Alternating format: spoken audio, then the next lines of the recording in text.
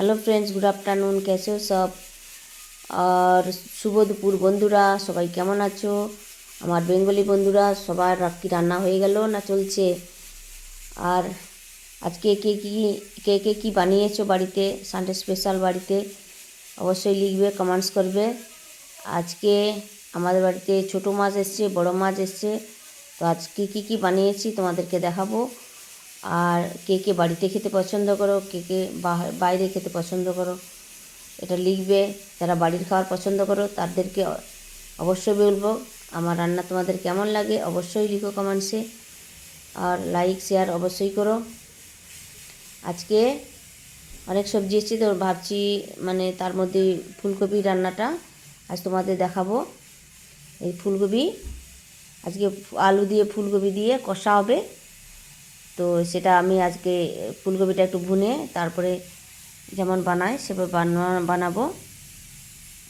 আর ছোটো মাছের ভাজি আর বড় মাছের ঝাল। এই দেখো, আলুকে বয়েল করে নিয়েছিলাম, তো বয়েল করে ফুলকপির সঙ্গে একসঙ্গে আমি ফ্রাই করে রেখেছি। এবার তরকারিটা বানাবো। আমি মশলা দিয়ে দিচ্ছি, হচ্ছে পেঁয়াজ রসুন আদা যেমন পড়ে, কারি পাত্তা দিয়েছি। তো এইসব দিয়ে আমি কষাটা বানাবো। তোমাদের হ্যালো বন্ধুরা, আমার যদি ভিডিও ভালো লাগে অবশ্যই লাইক কমেন্ট শেয়ার করো, সাবস্ক্রাইব করো, ফলো করো, স্টার সেন্ড করো। আর তোমাদের তো আমার পাশে থেকো। এইটা মশলা হয়ে গেছে। মশলার মধ্যে গরম মশলা, নমক, হলদি, মির্চি, ধনিয়া পাউডার এসব দিয়েছি, দিয়ে কষা হচ্ছে। কে ফুলকপি কষা পছন্দ করো অবশ্যই লিখবে। তো এটা হালকা ভুনার পরে বাকি নুন হলদি সব দেখে নেব।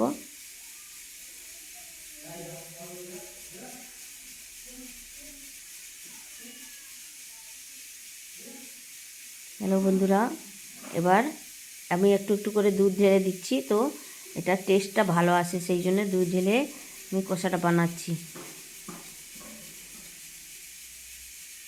এটা দুধটা ঢালে বা কেউ দই দিতে পারো, দই তো দুধ আর দুধটা অ্যাভেলেবল হয় সব সময়। তো দুধ দিয়ে কষাটা বানাবো।